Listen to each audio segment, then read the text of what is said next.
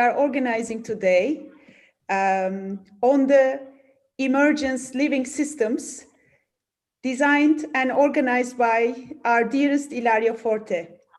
Today, we are together with amazing minds and hearts to dialogue on the curious question of how do we relate the mind-body environment connection to mental health? How do we experience this interconnectedness of the mind, body, and environment?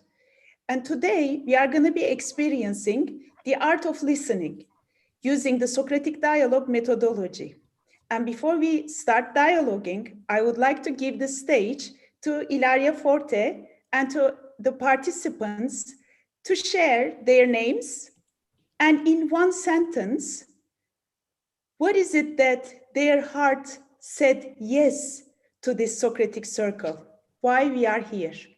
Ilaria? Hi, Janai. Thank you very much. Thank you for introducing us. I'm so excited about this event today and our Socratic circle. This is going to be the first of a longer series. I would like to just briefly introduce the process for everyone that is not active speaker. We have the possibility to participate into the presentation by, let me share shortly the screen, or I put a link, or anyone can access with the slides. Ivo, can you please share the slide with our QR code? Yes, perfect.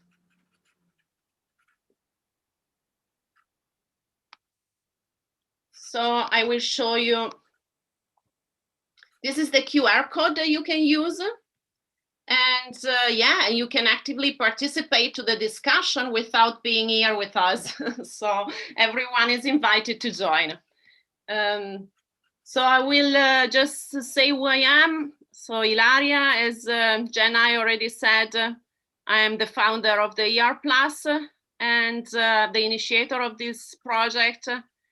Why I'm here and why I decided to participate, I think it's clear.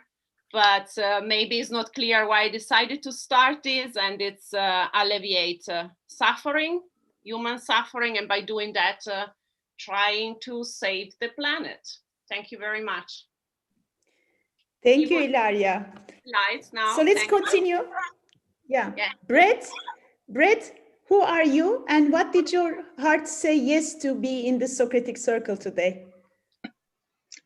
Hey there, my name is Brett Warshawski, also known as Brett Minster Full of It is my fun name. And what drew my heart to this conversation is a deep inner calling and mission to see mental health reformation across this planet, from the individual to the systemic, based on my life experience being diagnosed with bipolar disorder when I was 19 and put through the mental health system. So for me, it's time to change things and change them big style. So I'm here as one of the first steps of the journey of 1,000 maybe, but I'm here on the planet for revolution of mental health.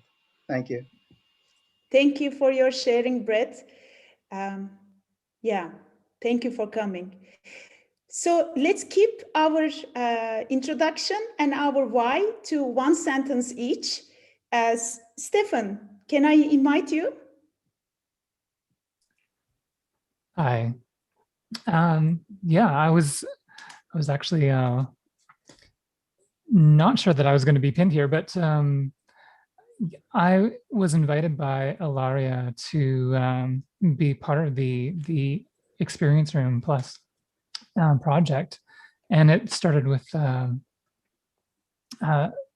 being able to have a dialogue about mental health and how we can get involved in changing the way we think about that. Yeah.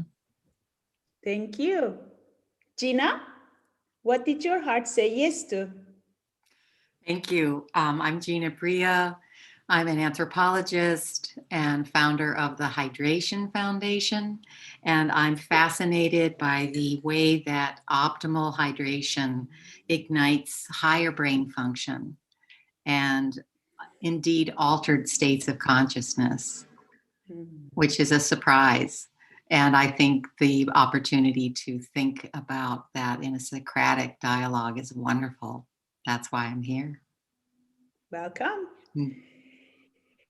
Julian.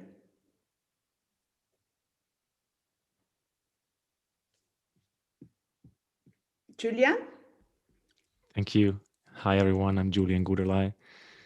My heart called me to be here to learn with all of you in a beautifully guided Socratic dialogue. So I'm here to learn today. Welcome. Rudy?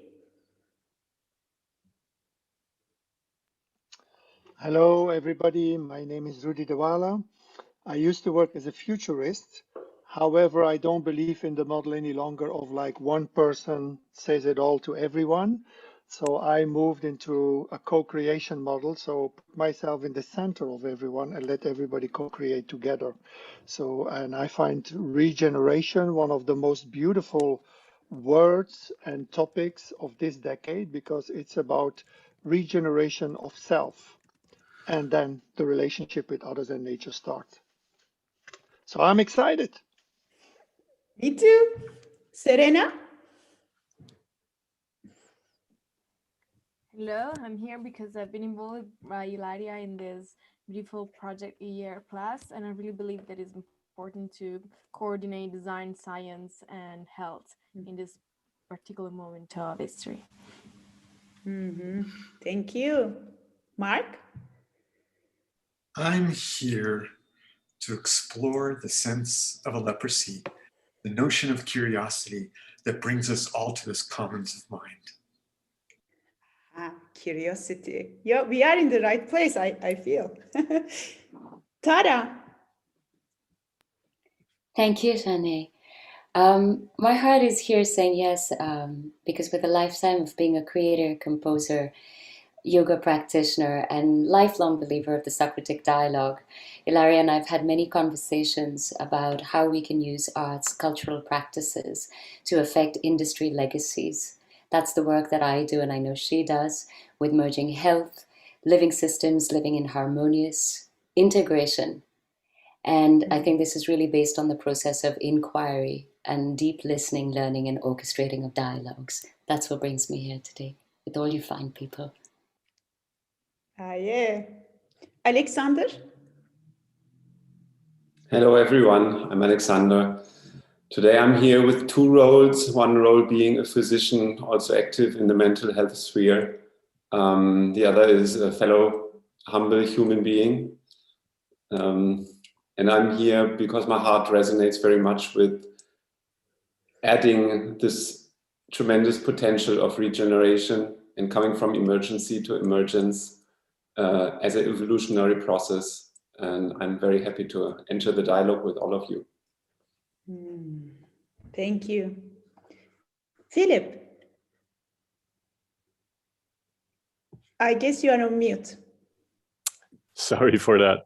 Hi, my name is Philip. I'm an entrepreneur, and my heart tells me that I'm here, well, to learn, to be part of the journey. I love circles, I love Socratic, and I think the question at hand is so much needed because probably we could say that the humanity's mind is a bit out of balance, and I think it's urgent that we put ourselves back in balance.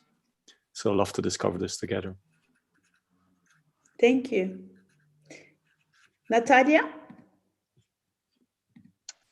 Hello. I'm here because I think the exploration of our mind is the last frontier for us, and it is the most important, and our ability to collaborate with each other depends on our ability to know ourselves and be in harmony with ourselves and with each other. Thank you so much. Is there anyone that I missed? Is there anyone else?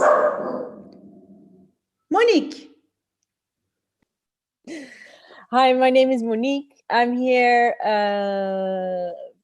based, I think, mostly out of curiosity and to increase my knowledge and awareness. Thank you. And welcome all. It is my great pleasure then to start the dialogue process. Today, first of all, is going to be a short version, a taster of, as Ilaria said, of many longer, deeper dialogues that we are going to be facilitating together. But it is amazing. I'm so grateful to be here on this very important topic. And as many of you have articulated, to give a fresh perspective, a fresh cultural deep dive into our collective field with our individual richness, triggering further curiosity and further joy and hydrating the flows of how we are thinking.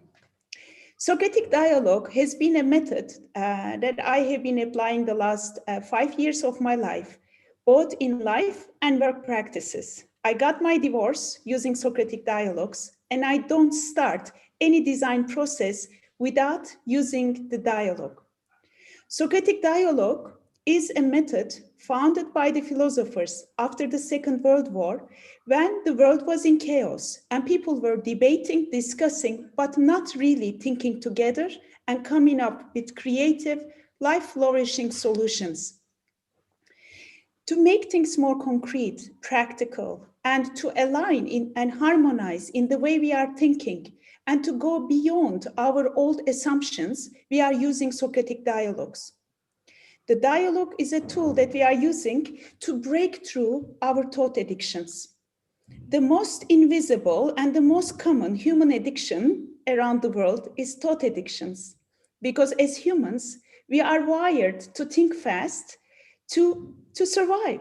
That's how our ancestors have survived in jungles when there were a lot of dangers, big mammals that we had to think really fast and act fast to freeze, to fight, or to hide. But especially these years, this decade, not thinking truly and choosing a path that is resistant, that is not explored in the way we are thinking, is so important for us to survive. But in this community, we want to take it even further. We want to flourish new thoughts. We want to flourish life in our thought systems too.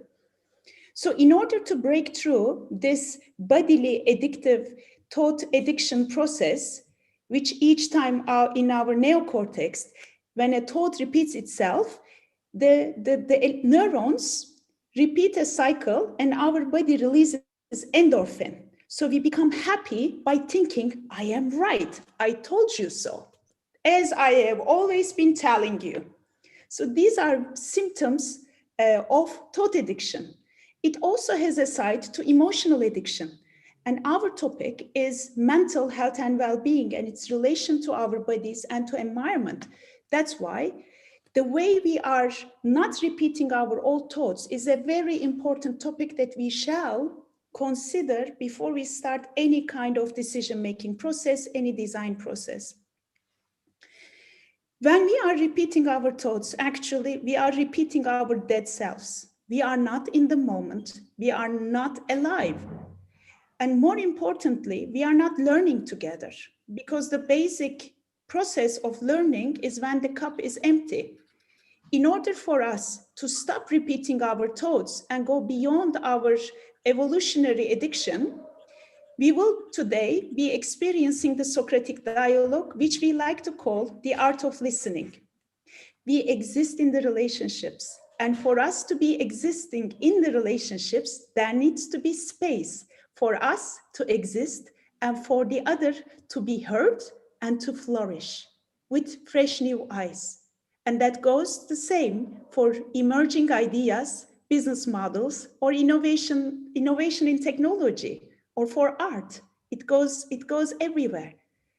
To create this space, we use listening as a tool to not to repeat our thoughts, because we know that when we are listening deeply, we cannot think our old thoughts. We can start thinking fresh when we are listening to others, when we can dissolve our ego into a collective unity, a sense of emerging creative wisdom. I don't want to take too much time explaining about the dialogue. I want us to experience it. As in all addiction rehabilitations, we will have some rules. Some might be forcing for some of you rules so that we can break through our thought addictions even for the upcoming 45 minutes together. The first rule of Socratic dialogue is that the participants will be present for the entire 45 minutes until the end. Because like birds in V shape flying together, if one is out of this field, all of us will feel it. Although we are working on Zoom and through these screens, your focus, your attention, and your presence is very important, especially for the participants, I'm saying. Each time, only one person is going to speak. And in order to speak, you raise your hands. If I give you the floor, you can speak. If I don't, you drop your hand and you drop your thought. Because if you keep on repeating your thought, you cannot listen to the other person so that we lose you. You are not going to be in this energetic field. There might be times when you are not raising your hand, but I can still give you the floor. That's why please be actively listening to each other. One of the most important rules of Socratic dialogue, before you start saying what you are thinking, you will repeat what the other person said before you.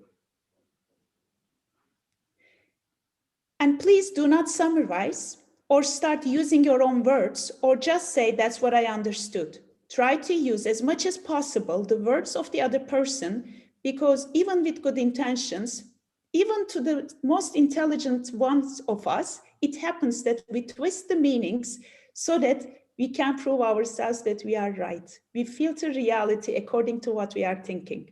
So stick to the script and the words of the person who spoke before you. I might ask you to summarize the last 20 minutes of the dialogue, or where are we? So do not just stick to the last script, but also have a sense of emerging creative wisdom. And it's okay. It might be hard to repeat what the other person said. You might sometimes find yourself empty. That's great. We just want to observe ourselves, to improve, to evolve our listening capabilities. So our performance is not about being able to repeat. Our performance is about experiencing and observing what is happening in us and in the field. So do not beat yourself up, be compassionate. If you find your attention distracted, gently bring yourself back into the dialogue and take it up from wherever you can. Since we are going to be practicing the art of listening, in order to make the other people's life easier, please do not use any jargons or terminologies. Although we have similar missions and visions, even about regeneration, please try to avoid terminologies as much as possible. I sometimes like to say it, speak as if you are speaking to an 8-year-old child who can speak and understand English. Another rule of the Socratic dialogue is that we are not going to be using any external references. Oprah said that, this quantum physicist found that in that book. I read it, quoting Daniel Christian Wall, etc. We are not going to be using any external references. And trust me, this field, these people right here, right now, has the capacity and the experience to dialogue about anything and everything in the entire universe. Another rule of the Socratic dialogue, which is a rule for life, there are no stupid thoughts, there are no stupid questions. So please welcome everything gently, let any idea to visit your body, and then continue the dialogue. What is my role? My role in this dialogue is like a referee in a game. I'm here just to make sure that these rules are applied and the ball is in the game. And you are going to be creating the dialogue and you are going to be playing with the ball. other than that, there might be times there is an emergence. You might feel triggered emotionally, and maybe there is a danger or there is an emergency. In that case, you do this, which means time out. If you do this, I will not ask any questions and I will say time out and we are out of the dialogue. And when the emergency is gone, we come back and I have to repeat the whole rules starting from the scratch again, which becomes very boring. So please do not do this unless there is an emergency. Now I want to start the dialogue. Every Socratic dialogue starts with a curious question. Now I invite all of you to think of a question that you are curious to dialogue about in the upcoming 40 minutes. What is a philosophical question? Any question that we can dialogue together is a curious question. It is a philosophical question, but please do not ask questions that we can measure and know, such as what is the temperature outside? Or do not ask questions that probably none of us or most of us haven't experienced, such as, is there life after death? And also, because we are dialoguing together, the interest of the people here, such as, shall I dump my boyfriend? We don't know him, we don't know you, and it's not in the interest today. So I invite all of you to think of a philosophical question, and I'm going to take 1 minute to think of a question.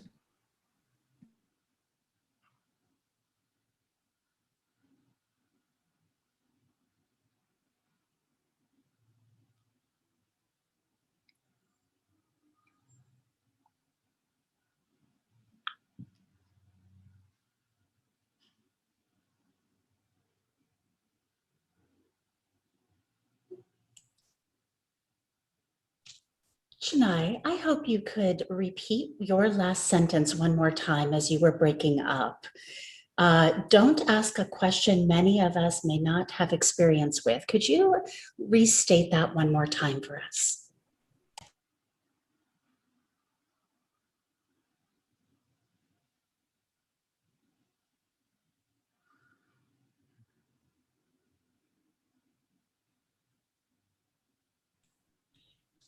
And I think we lost Chennai's voice.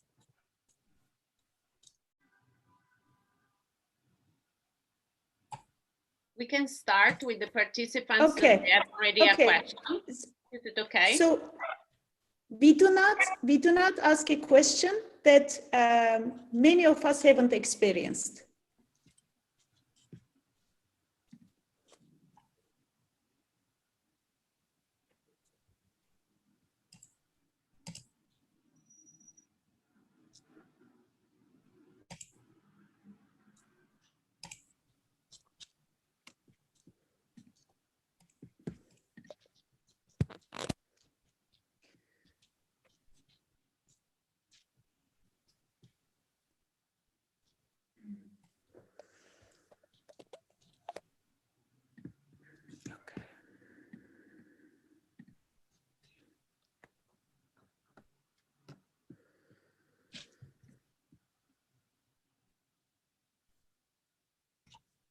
And Chennai, I'm going to have you repeat that question one more time, just for those who are getting a little bit of breakup in the audio.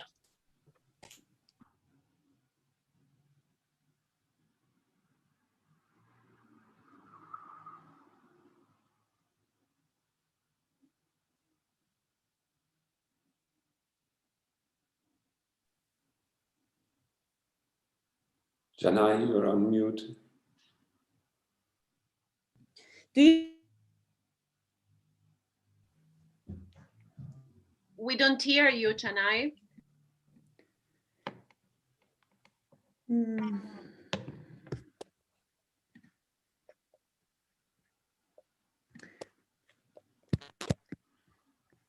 Okay. We hear you now. Do you hear me now? Yes. Okay, I'm back. Cool. So what I said, please do not ask questions that most of us haven't experienced. So is there anyone who couldn't find his or her question?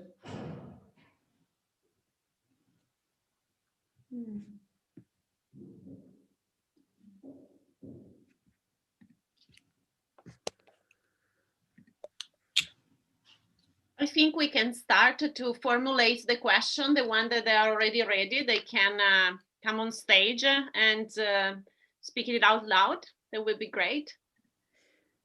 Do you hear me? Yes. Okay. Is there anyone who couldn't find his or her question yet from the participants? Yeah, I'm still there. I don't know. I'm in a military operations area, so we have flyovers by pretty big planes, and that might have caused the breakup. I had a pretty significant breakup when you were speaking the last rules or agreements for participating today. Is it okay if you just listen for today? Thank you so much. Okay, so let's get the questions now. Brett, what is your question? My question is, what does it look like to break through centuries of conditioning and patterns when it comes to how we perceive mental health in order to discover the next iteration of our understanding? Can you put it in a more simpler, shorter form, Brett? How does it look like to break through centuries-old conditioning when it comes to mental health? How do we break through being stuck in old ways? Very good. Thank you.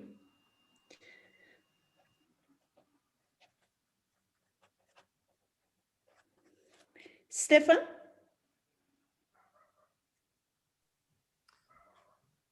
How do we go beyond language and words as ways of understanding ourselves as separate from each other?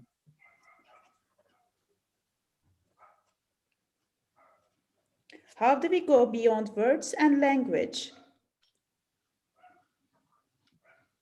Yes, how do we go beyond language and words as ways of understanding ourselves as separate from each other?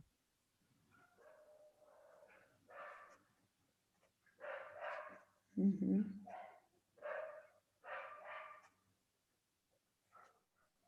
Thank you. Julian?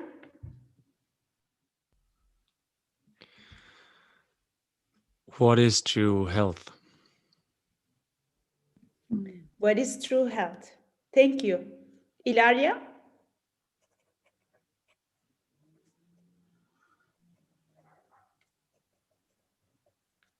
How do we overcome perceptual walls and the conditioning of mental processes?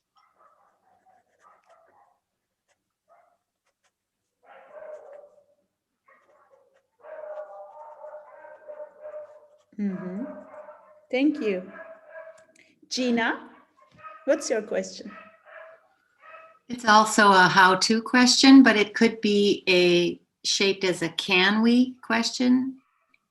So can we receive more information from nature?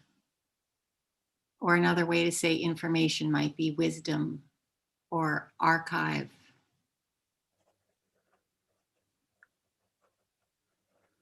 Mm-hmm. Can we receive more wisdom or archive from nature? Mm-hmm. Thank you. Mark? Like Gina, it's a how or can we, but it's how can we or how do we impart wisdom before experience? How do we impart wisdom before experience? Thank you.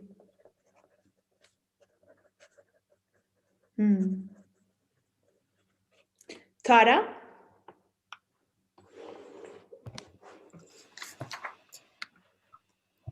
How do we recreate cycles of care for ourselves while co-creating the same for others?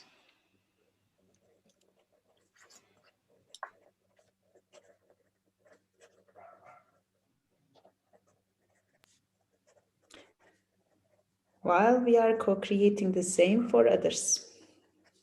Thank you. Natalia?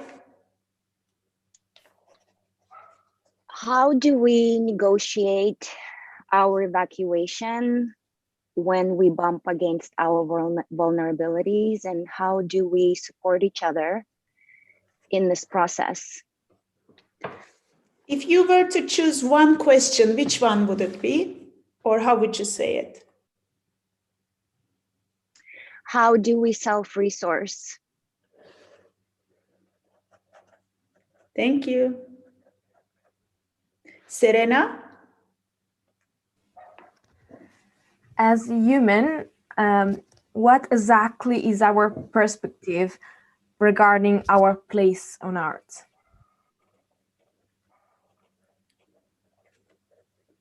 What exactly is our perspective for our place on Earth?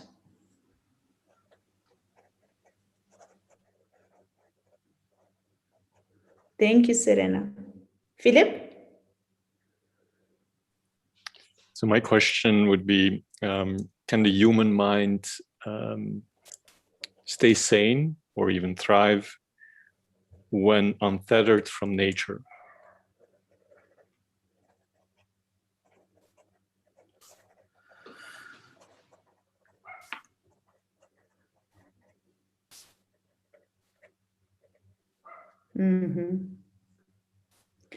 Alexander?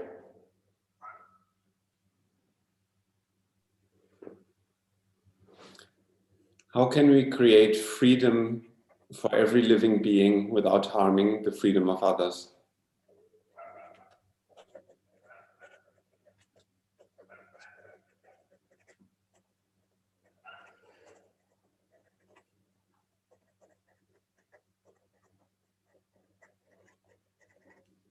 Thank you. Rudy? What is regeneration? What is regeneration? Thank you. Monique?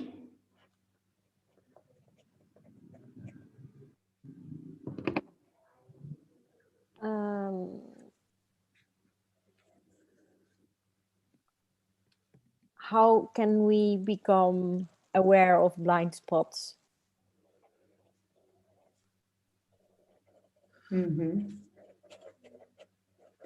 Thank you so much. Now I will read the questions, and I want you to select a question that you are most curious to dialogue on that is not your own question. How can we be aware of our blind spots? What is regeneration? How can we create freedom for every living being without harming the freedom of others? Can the human mind stay sane or even thrive when untethered from nature? As a human, what exactly is our perspective for our place on Earth? How do we self-resource? How do we create cycles of care for ourselves while we are co-creating the same for others?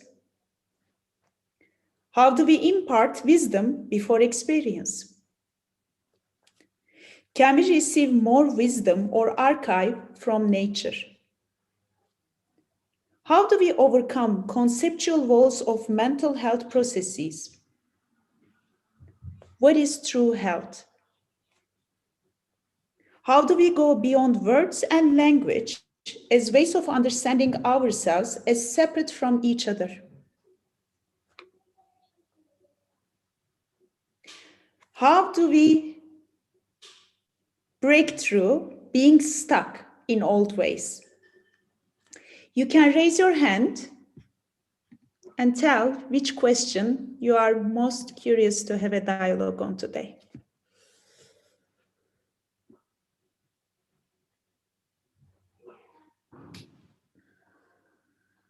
Natalia? Well, the question about how do we become aware of our blind spots really triggers a lot of energy in me. And it's just so suitable to talk about mental health, because one of the big problems, I think, is when we experience unrest, we tend to alienate ourselves. And my take on becoming aware of our blind spots is, in a way, needing each other and needing relationships to reflect back the ways that we choose to engage and learn from that. So I would like to start us off with that. Thank you, Natalia. Stefan? I think Tara spoke very eloquently by asking the question, how do we create cycles of care for each other while co-creating the same for others? Mm-hmm. Right. And it spoke to the interconnected, interdependent relationships that we have with each other. And I'd love that to be the beginning of the dialogue. Thank you, Stefan. Anyone else? Gina?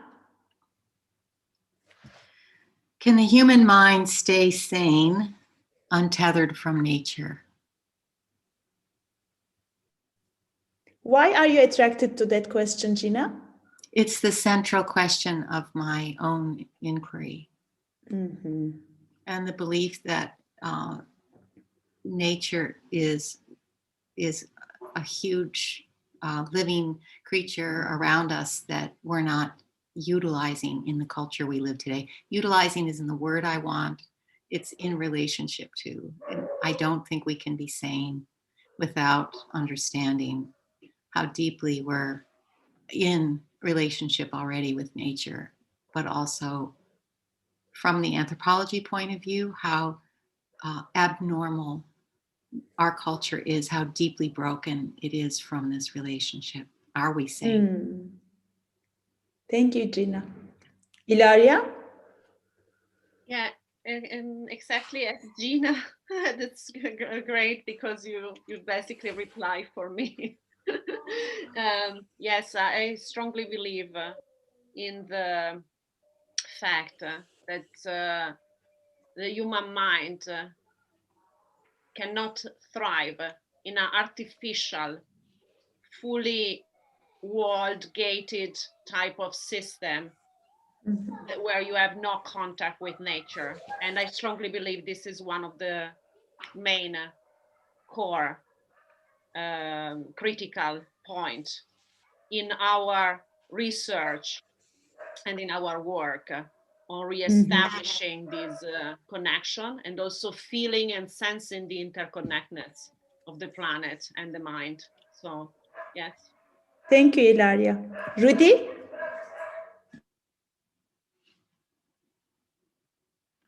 Yes, I also vouch for Philippe's question as, oops, do you hear me? Mm-hmm. Yeah, so I also vouch for Philippe's question as I just look at my personal experience of moving from living in cities towards nature and how that influences basically your whole being and your way of doing things. And then also related to friends and relatives that I know that live in cities and how hard it is, even with transformational programs, when they go back into cities with all the noise around them, how difficult it is to keep that change going. Thank you. Julian?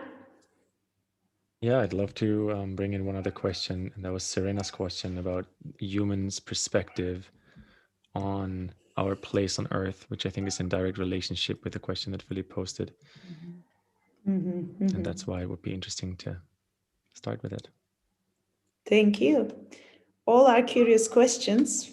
For today's dialogue, we are going to start with the question of, can the human mind stay sane or thrive when untethered from nature?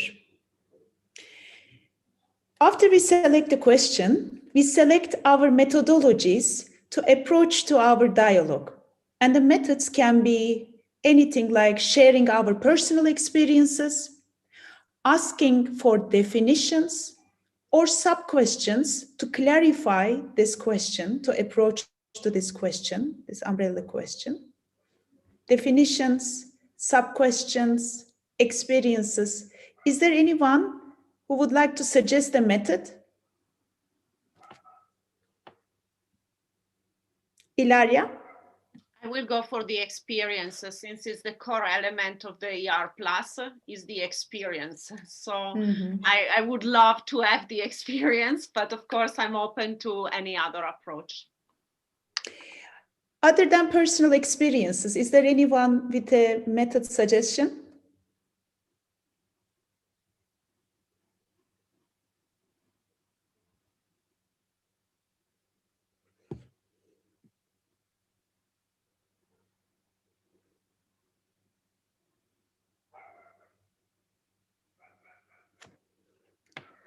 Definitions, sub-questions. Our question is, can the human mind stay sane or thrive when untethered from nature? Alexander? I will go for the method of meditation and completely dropping the chattering of your mind when answering this question. So as a method, we select personal experiences, we can ask for sub-questions, or we can ask for definitions. Would you like to bring meditation as a sub-question, or? I would like to bring meditation of a way of approaching the question, free from any preconceptions or thought about nature, cities, or other concepts that you might have about your life or societies. Okay, how can we bring meditation to dialogue on this question? A sub-question. Thank you, Alexander. Natalia? Oh, actually, my question is just to add to Alexander's. What are the most unexpected places that we can find nature, and or just simply, what is nature? Where else can we find nature if we're not directly in nature?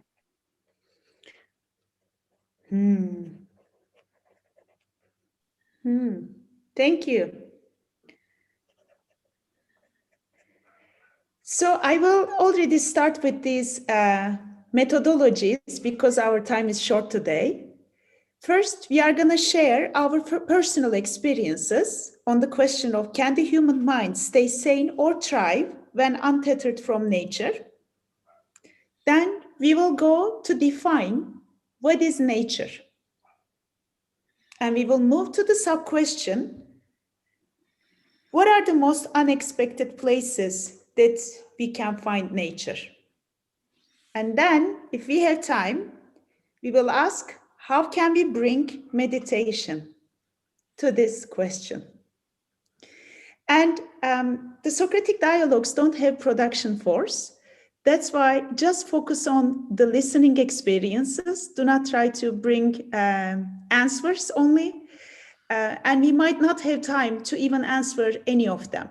So be here. Who would like to start sharing the personal experience on this question? Ilaria, you offered the method. I invite you.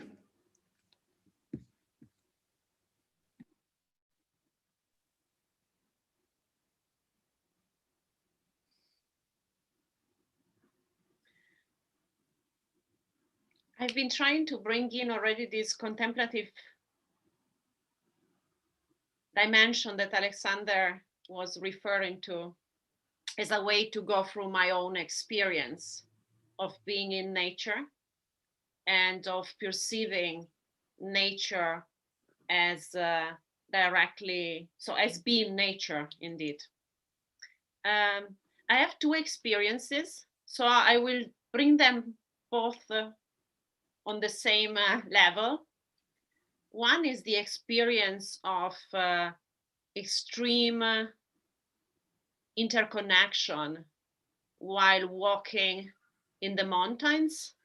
So I'm hiking and climbing.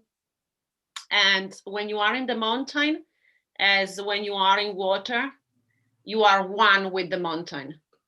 You are the mountain is you. You cannot separate the element mountain from your mind body, because a failure in disconnecting you from the environment is a failure that can cost your life. And this is true in water. As a surfer, for example, so this is a personal experience of interconnectedness that just come up spontaneously. And talking about the fact of this divided feeling, I think Rudy mentioned the noises of the city. And I spent 2 years in the top of the mountain, so in the Alps, in a long sabbatical and contemplative period. And when I went back to the city, I really felt like not good. And I decided not to go back to the city anymore. So I live now in the middle of the forest. And I see my own well-being and my mind really much more stable than my mind and my body when I was living in the middle of the city. And I've been working and traveling everywhere in the world. So I live in major cities, Shanghai, New York, London, Berlin. So I believe nature is restoring without much to do. So. Thank you, Ilaria. Anyone else who would like to share personal experiences? Brett? Thank you. For me, the answer to the question Brett, is yes. first we repeat what Ilaria said.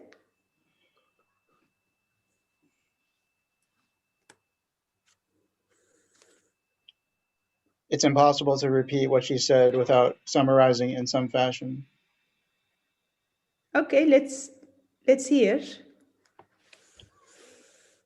I heard Ilaria talk about how nature provides an experience of oneness, which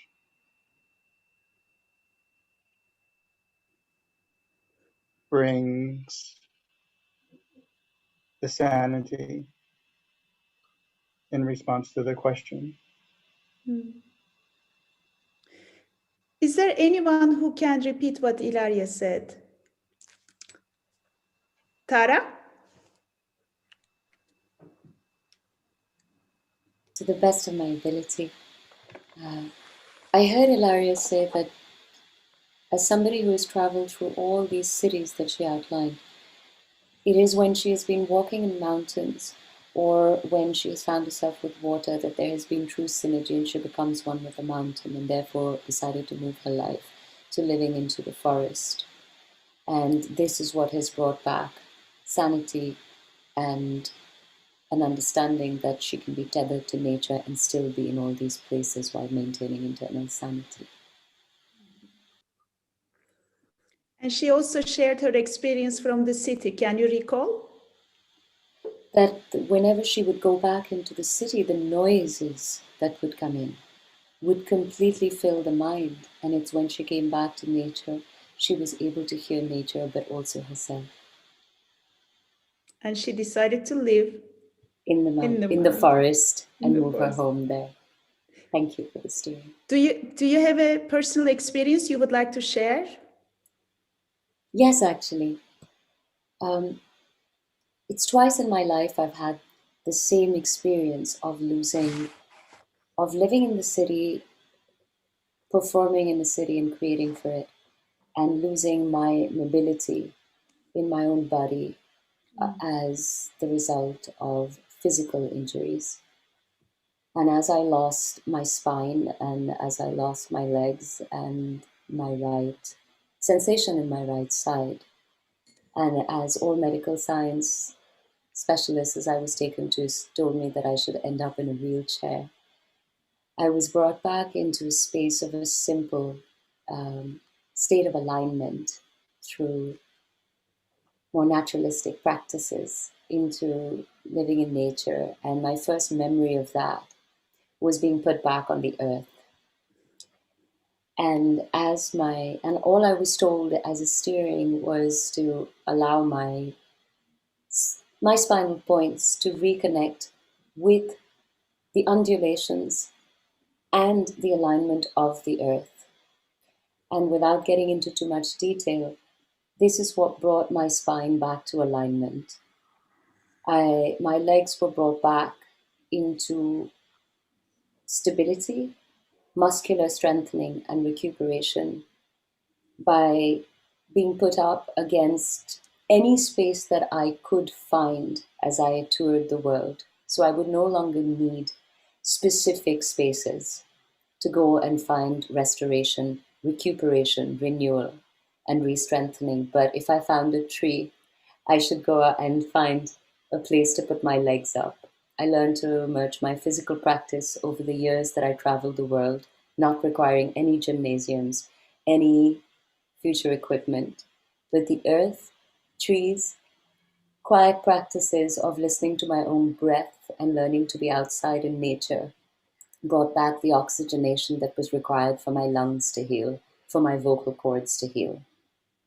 And I'm a true believer since then in practices of acoustic ecology, because that is where I found my mind, my heart, my muscles absolutely recalibrating and retuning and coming back to a sense of being. Thank you, Tara. Thank you. Who would like to continue? Alexander?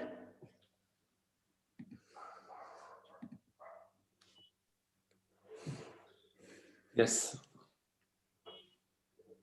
Tara, I heard you talking about your suffering that resulted from being injured severely in a setting of being in cities, being in touch with things that harmed your body and your mobility, and how you were able to recuperate and heal by connecting to your inner resources and the resources of nature, by connecting to nature directly, moving your limbs, your thoughts, your breath, your feelings towards a tree, towards the silence and power of nature. Thank you. Is there an experience you would like to share, a personal experience, Alexander? I would love to share my personal experience of awe when looking at any piece of nature. It could be a plant, it could be two birds flying, it could be an owl howling in the distance. This sense of awe that is expanding time in a way that it dissolves all concepts of time.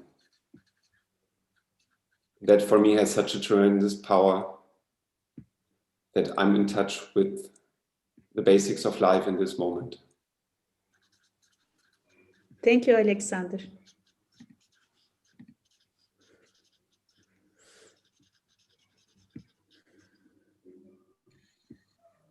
Stefan?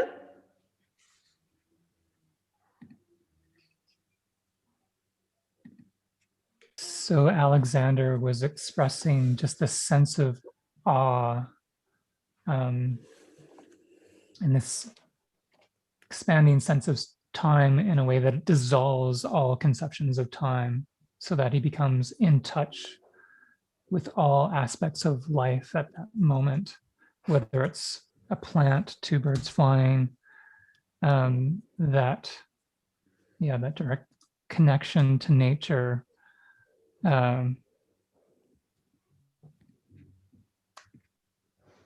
Referring back to what Tara was saying, is in itself healing. And even going back to, what Ilaria was saying, nature is restoring without much to do. And I find that in my own experience. I've been a designer for so long, and that just has meant from the very beginning, it was being connected to all these machines, these inventions, these human ways of manufacturing, ways of communicating with each other. And I was enthralled with the materiality of that. But then there's been a sense of separation as we go through this digitization of the tools of communication, where then we're broadcasting all these ideas to mass populations. But now we're going through this other transformation where now we're recognizing these technologies are connecting us in this way that we're responding to each other now. But for me, I need to get away from screens. I need to get away from technology, where if I can feel back into my body, like I'm moving, I live in a place where I have the privilege, a very rare privilege of being able to just walk out of my house and then be in nature. I'm next to a stream in a forest. And it is still a kind of manufactured environment, because it's this human pathway that we've created through the forest. But even that being in a human created environment that is passing through the forest reconnects me to the sound of water,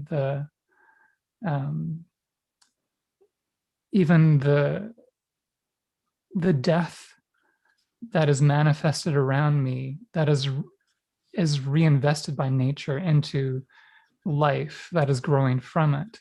It's all around me. It helps me to reconnect myself back into that cycle of being human, but also knowing there's a beginning and an end to me, but there's a continuation as that life and energy flows into the other beings around me, whether it's human or non-human. Thank you, Stefan. Thank you.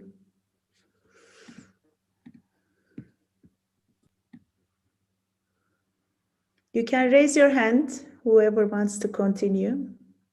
Natalia?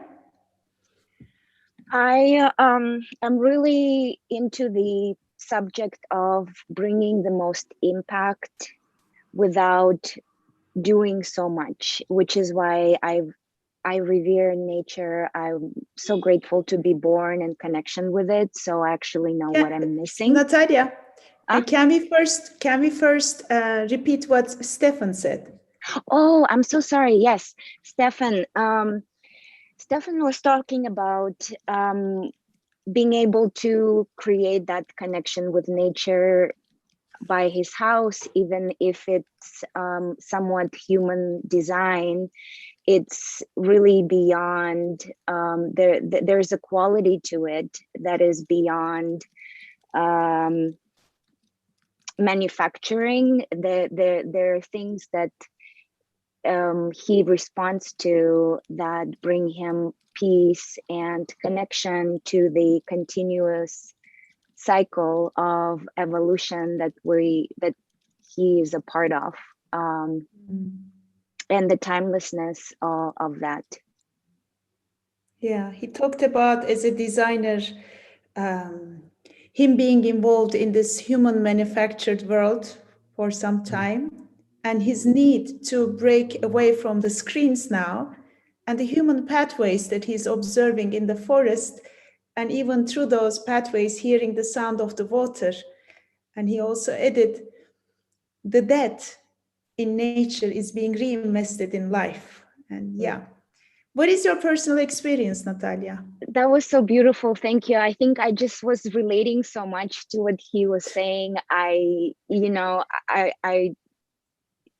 just went along with it because, well, I relate to that experience of tightening when I spent a lot of time on the screen, beyond my body starting to ache and feeling like I don't have as much extension, and how can that affect my sense of well-being. Even the focusing my eyes on the screen and how that affects the relationship to the world after I get off the screen, and how I'm only perceiving and or so used to seeing things immediately in front of me.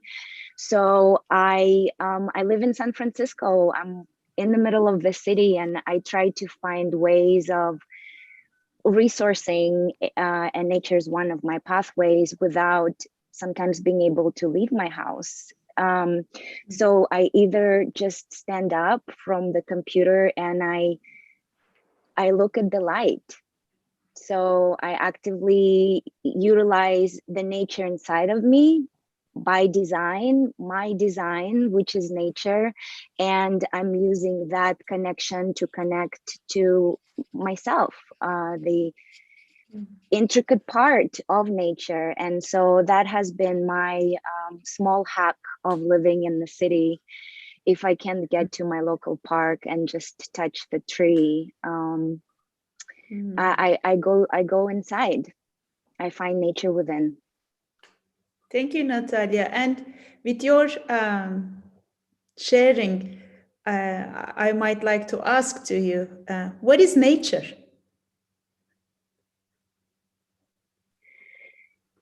Nature is the evolutionary unfolding of life. Thank you. Mark. Natalia, thank you for sharing so much. But the effect of nature is the nature is the evolution or the unfolding of life just rings through to me. And Kanae, you asked the question, what is nature? And this whole time I'm wondering, what is mind? And I'm wondering, is it something that's in my head, or is it something right now in this very moment that includes all of you and all the ideas and the essence of what you've brought forth through your generational genes and notions of mind? I find myself here now experiencing this in the quiet solitude I've moved to. Thank you. Thank you. What is nature? Who would like to continue? Rudy?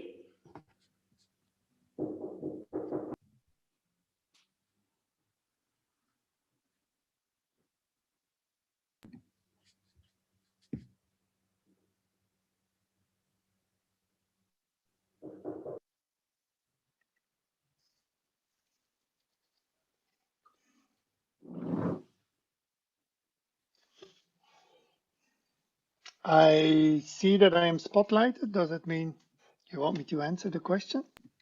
Yes. First, let's repeat what Mark said and what is nature? I think Mark said something about replying to Natalia, that it came to him like, what is mind? You know, is mind the unfolding of all these thoughts of everyone in his mind, or is it around? Or what is it? You know, so is it part of himself? Is it outside? Is it in nature? And I think, yeah, nature, I think I could not create a more beautiful expression than Natalia said. Yeah, like nature is the evolutionary unfolding of life. I think that's so beautifully put.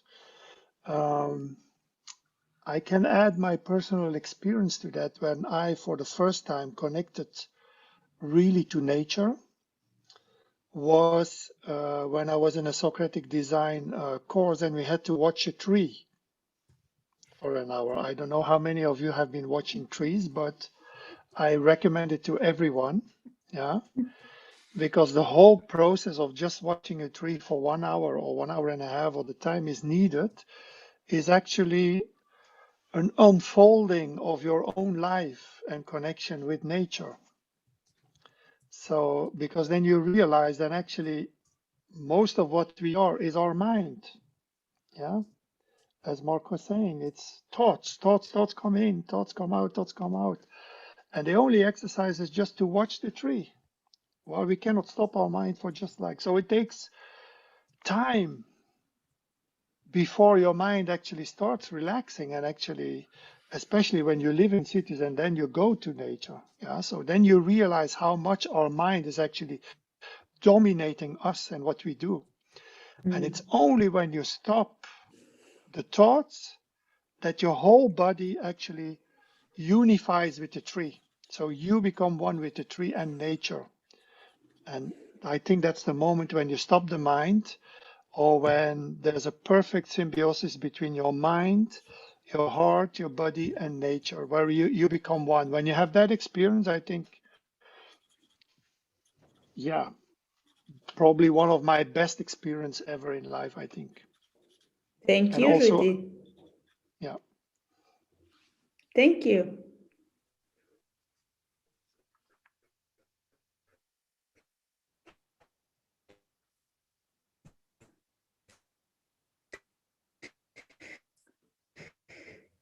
That Serena. thought that, oh, Serena? Yes. Yeah. What Rudy said was just talking about how his personal experience of being in a Socratic design course in during an exercise where they are attempting of observing a tree for a whole hour, like told him how the experience of nature is strictly connected to what our mind is doing when we are in nature and we observe the world is around us. So only when we can put our mind still and actually be present in the space where we are, we can actually feel part of it. We can actually feel connected to it. So it's very important that the definition of nature is close to the way we define our mind. And to me, this is very important because I believe that for me, I never really experienced or kind of perceived the twilight between what is nature and what is artificial, what is a forest, what is a city. I never really got to understand how we talk about them in terms of separating it. I never really understand how a city like Palermo in Sicily could exist without the sea that is in front of there, or any other like Venice without the water that flows around it. So I really think that it's very important to understand the definition we give to nature, the definition we give to where we live, and the sense of we've been constructing on nature. We never build something that doesn't come from it. We never build something that is going to occupy it. We just kind of made design around it. We're not taking out or just making something different from it. And that's what we should return. Thank you, Serena.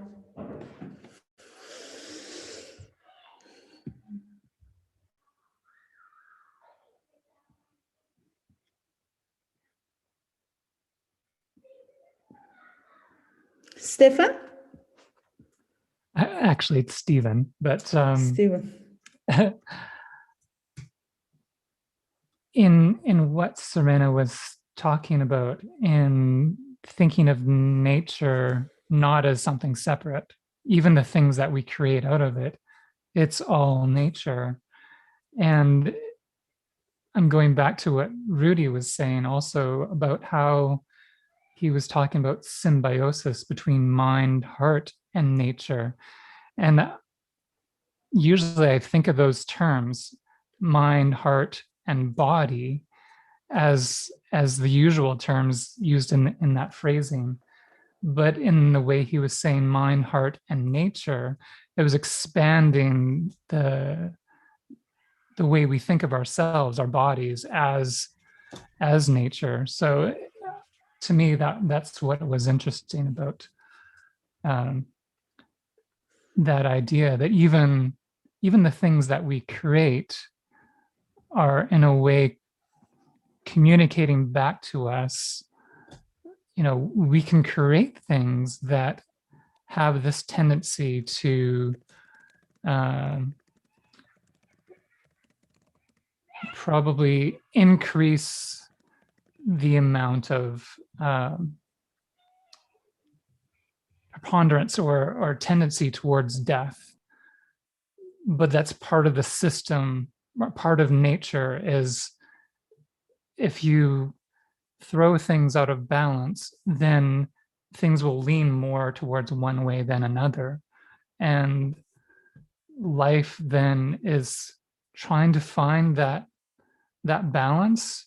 And what we're finding is that we're moving so far in one direction that we've thrown our balance out more towards death than towards life. But it's always finding an equilibrium, because you can't eliminate death from the process that we're in. So, yeah. Thank you, Stephen.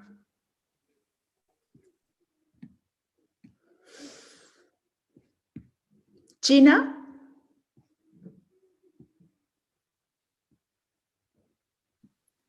Yes, thank you. Stephen, I heard you reiterate Rudy's comment that the perfect symbiosis between heart, mind, and nature. I loved thinking about that phrase, especially in relationship to water, because each one of those is made of water. All nature is made of water. Our heart is made of water. It's 80% water molecules. And I believe our mind also is made of water. The brain itself materially is 80% water, yet we haven't accounted for the frequencies that water delivers and conducts and stores. So I'm very alive to the idea, both in my personal experience and holding Natalia's question, Tashka's question: what surprising ways can we be self-resource? And so to think about ourselves as a body of water, which we are far more than we realized. I think the numbers of water molecules in the body are 99% water molecules. All our tissues, we're used to thinking of them of water only in liquid, but actually it's in plasma form. So we are as much water as a jellyfish. And that all of this is resonating, conducting, and receiving information.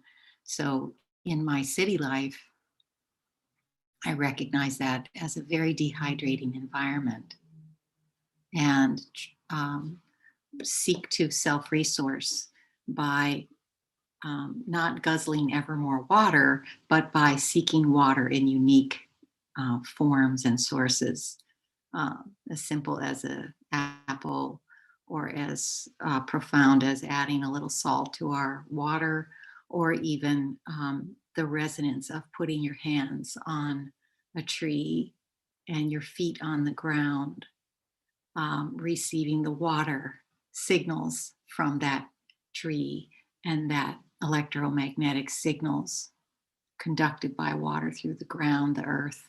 All of these to me are incredibly important bits of knowledge to be holding as we think through these questions and try to identify ways to surprise ourselves.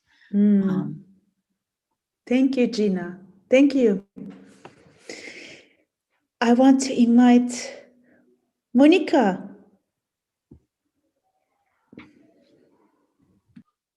Okay, this is very scary. But Gina, I think what I heard was that we are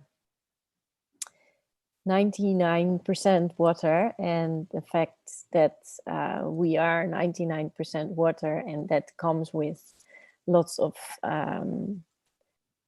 frequencies, is something, in your opinion, that we do not realize enough and utilize enough.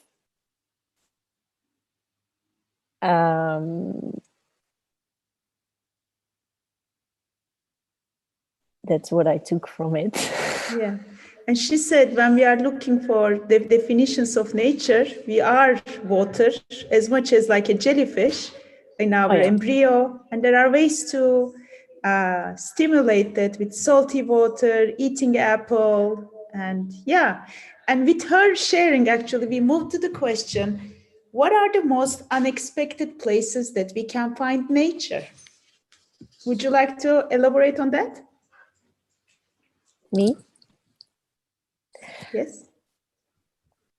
The most unexpected places where we can experience nature,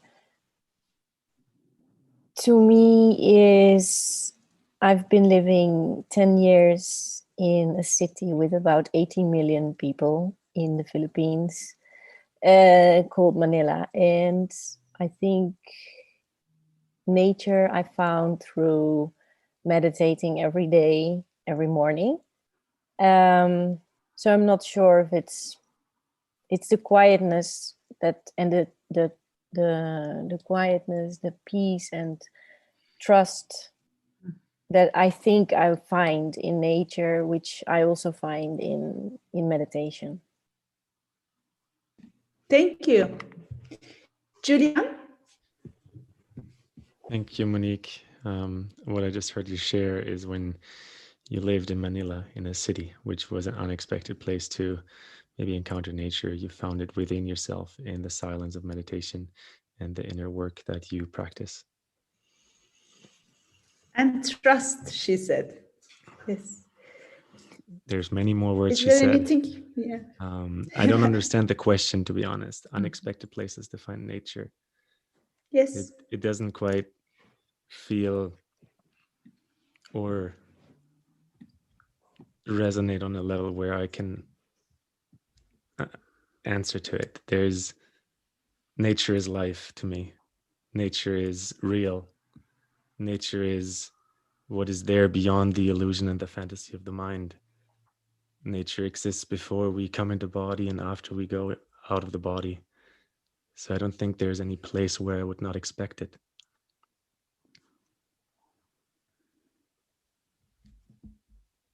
Thank you, Julia.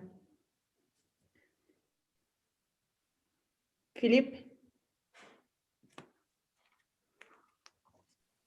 So Julian shared with us that it is a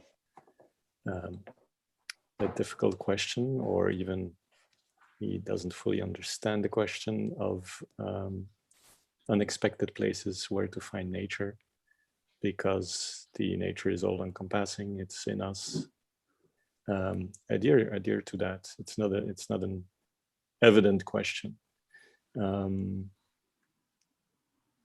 Why might we be interested in unexpected places to find nature is to see how far, theoretically, as a thought experiment, could we push nature away from us and still be more or less considered mentally sane, or our mind thriving. So we could reformulate the question as that, like how, to what could we reduce it? Could we reduce it to the vibrations that we have talked about in water? Could we reduce it to just the nature that is in ourselves? We know, for example, that there is a very rich nature just already alone in our stomach, in our intestines, with extreme amount of very interesting creatures that help us live, survive. So it's true, even just ourselves, our nature. So we could always turn into ourselves to try to find that nature. But would it be enough? My personal experience points to the fact of not, but unfortunately I haven't lived a full experience of completely not being in touch with nature. I think, as we said, it's very hard to do since we're nature ourselves. But I'll first share a very briefly personal experience. Like many of us, we've been exposed to screens so much. We travel to cities, to noisy cities, where we've exchanged what nature created by what we have created as humans, which could be considered as well as creation of nature since we created it, but let's not go there as a philosophical debate. But anyways, by replace things that we have made as humans, so we go in resonance already with what we have made. And so my personal story, I've traveled over the last 7 years enormously, being in planes, in cities, living in hotels, not having access to real nature. Whenever I could, of course, I would try to, try to find this minimal amount, as we said, touching a tree, etc. And then there's been this enormous amounts of screens thrown on top of that.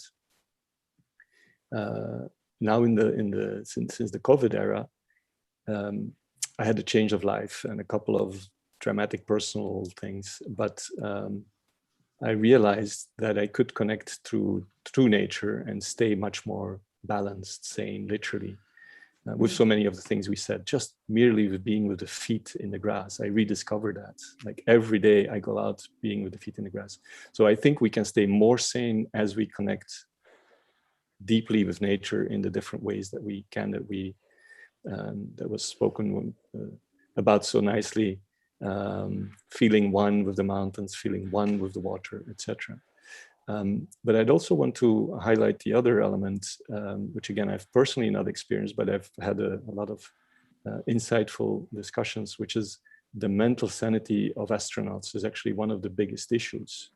Once you're up there and your only connection to nature is your own body and or the body of another astronaut, and by far away seeing this little blue dot, one of the biggest issues that they are battling with is actually the risk of losing the sanity. It's actually one of the biggest risks today when thinking of exploration, space exploration. Thank you so much, Philip. Yeah, in less than an hour, we traveled around the world, from Philippines to San Francisco to LA, to mountains, to the bottom of the waters, within and out of our beautiful blue pale dot. So this was a tester of a Socratic dialogue where we are listening to each other, simply listening, creating space. And I want to finish the dialogue here for the sake of timing. And I want to thank to all of you for participating. And just for 2 minutes, is there anyone who would like to share if you have any new insights, more curiosities, or any experiences with listening? How was it? Anyone?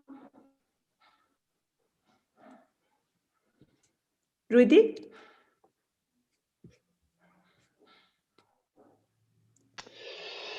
Yeah, I always love doing dialogues. Why? Because you learn more than anything else or any other medium or any book or any reference or any internet or anything that you can study in such a short time.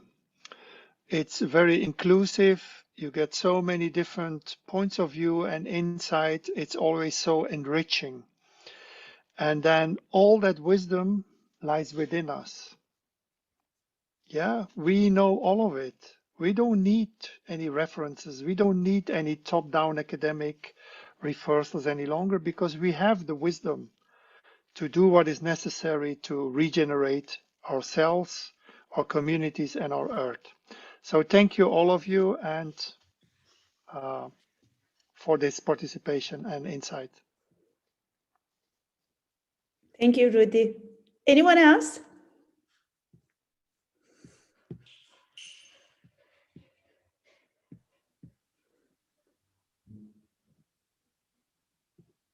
Alexander?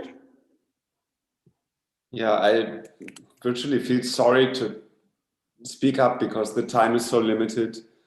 But since time is limited, it seems for today's state of humanity and the way we are living these days, I just wanted to thank everyone because it was such a pleasure being in this dialogue with all of you.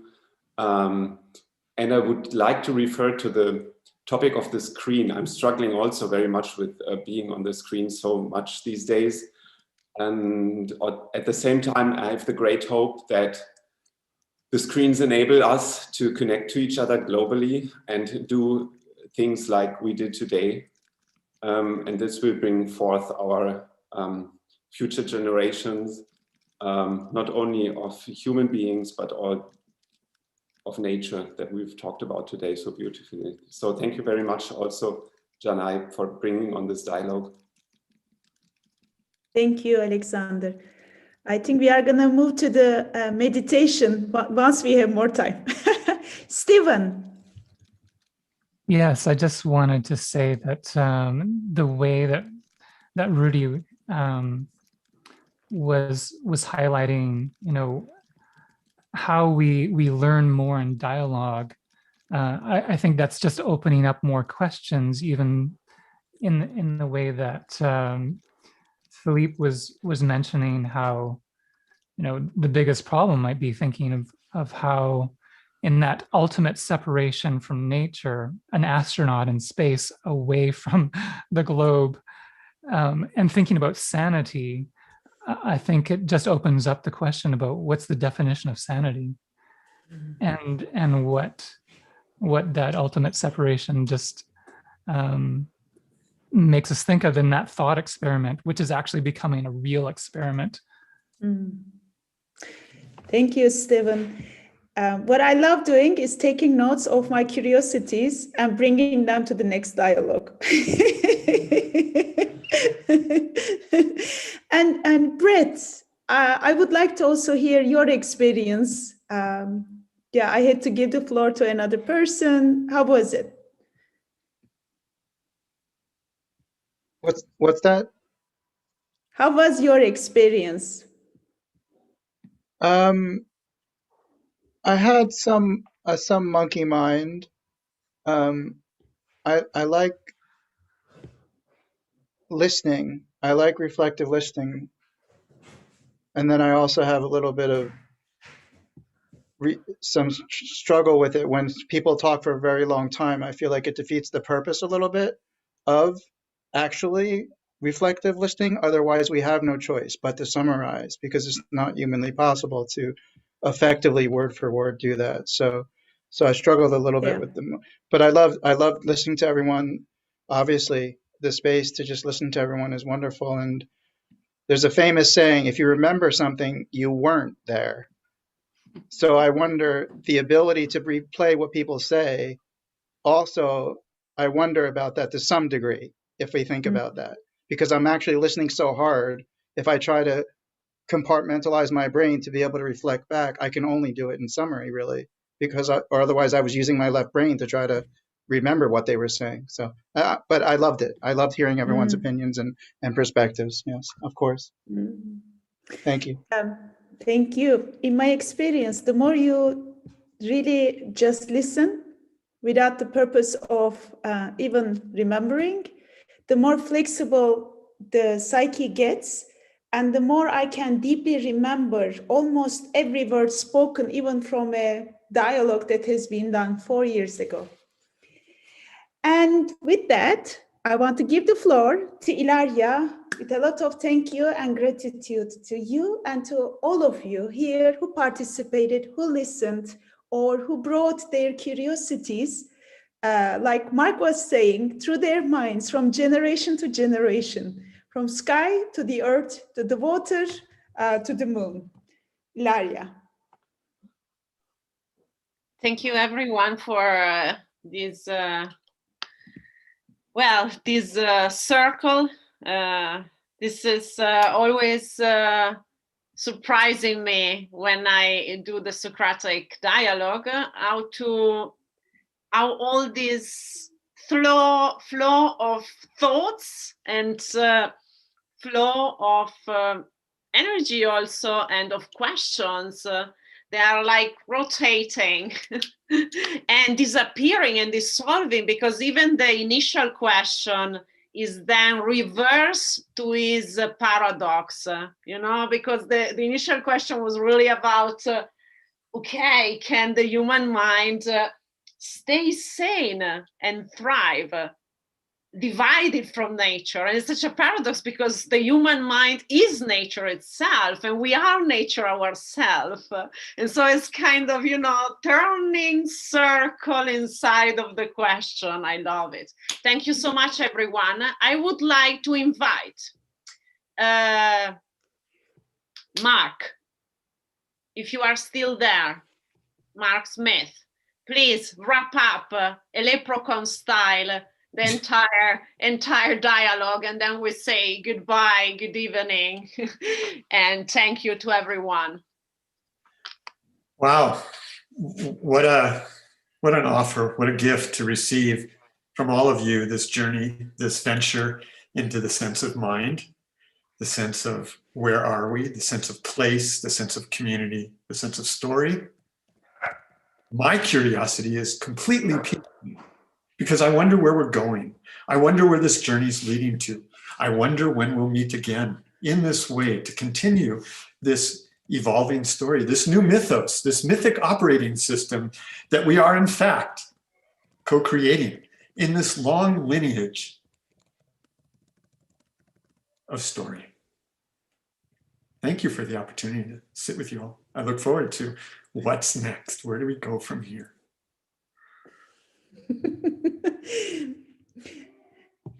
As long as we are together, doesn't matter where. Thank you. Thank you. Thank you, Chennai. Thank you, everyone. Thank you, Ilaria. Thank you so much. Thank you. Thank you and namaste. Thank you so much. Thank you all.